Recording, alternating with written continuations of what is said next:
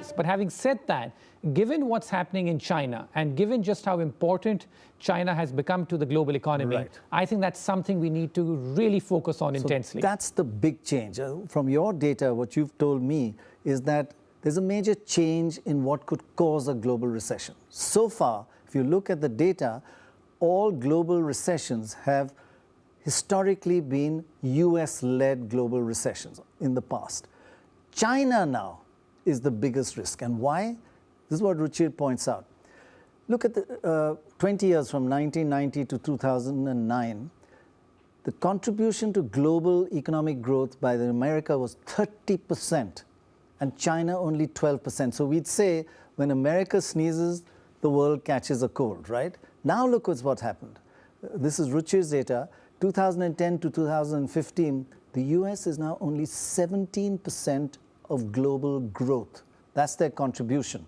But China is 34%, twice as important as the United States in its contribution to global growth. So when China sneezes, we're in trouble now. Yes, I think that's the big change, which is that the Chinese economy has become very large, and that cuts both ways. So it's been a big contributor to global growth. But now, because a lot of its growth in the last few years was facilitated by record levels of debt, that has become a source of vulnerability for the global economy now. So the issue the world faces today is that the Chinese economy is extremely vulnerable after this debt binge that it was on the last decade. And its size is so big that now China is more than 10% of global economic output. And that's a real problem. Actually, that was the remarkably important thing about your writings and what you said here last year about the importance, how significant China is, that China is not only in trouble, but it's such a major player.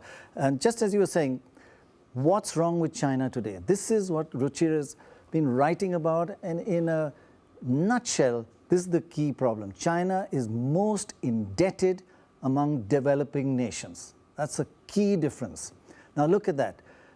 Debt as a percentage of GDP. China, 280%. India, 120. Brazil, even 160. And Indonesia, very low and very comfortable. Of course, the higher the per capita income, you can afford more percentage debt as a percentage of GDP, and China is higher GDP per capita income than us. But still, 280% is wild, but that's not the only issue you pointed out. You found that there is a critical point. It's been on a debt binge. It's the sharpest rise in debt, not just the level actually that you can take levels, but if you hit that 40% mark, where your debt is 40% of GDP, if it grows by more than 40% in GDP in 5 years, that's a dangerous thing. And look at what Ruchir's data shows about China. In the last 5 years, it's grown by 72%. Debt, the increase in debt by 72%. How does that 40% come about? Right. That's something that we carried a lot of research for post the global financial crisis of 2008 and 2009. And here are two things that we found. One, the single most important predictor of both financial crises and sharp economic slowdowns is when a country takes on too much debt over a short span of time.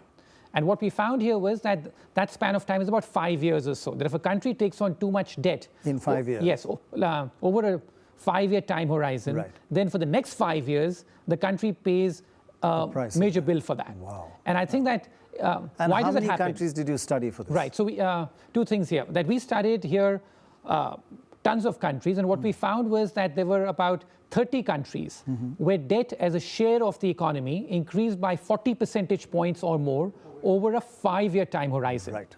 And these 30 countries, they all saw two things happen to them in the next 5 years.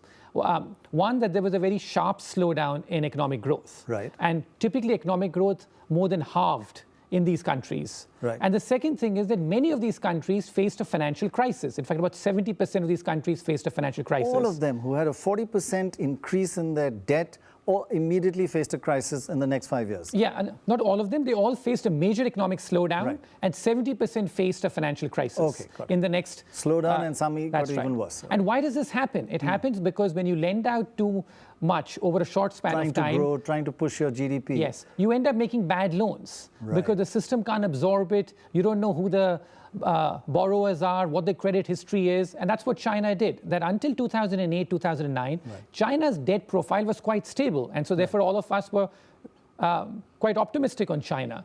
But after the global financial crisis, as they tried to maintain a very high growth target, that's when they went on this debt binge, and now are really paying a price for it because there is no free lunch. You borrow a lot from the future, you have to pay a price for it, and I think that's the phase that China currently is in.